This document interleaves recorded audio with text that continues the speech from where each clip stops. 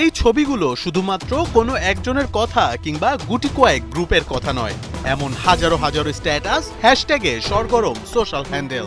একটাই কথা, দেশের ফুটবলকে বাঁচাতে হলে হাভিয়ের কাবরেরাকে বরখাস্ত করতে হবে। সবার মুখে একটাই দাবি, হটাতে হবে সিন্ডিকেটের হোতাকে, যিনি কিনা দিন দিন ব্যর্থতার চরম শিখরে নিয়ে যাচ্ছেন বাংলার ফুটবলকে।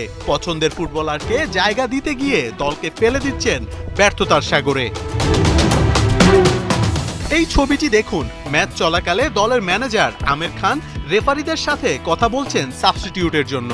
ফুটবলে এমন দৃশ্য কখনো কি দেখা সম্ভব? এই কাজটি তো কোচেরই করার কথা। ফুটবলে কোচই সর্বেসর্বা, তার স্ট্র্যাটেজি এবং স্ট্যাটিক্সেই তো দলে আসবে পরিবর্তন এবং ধার বাড়বে স্পেসিফিক পজিশনে।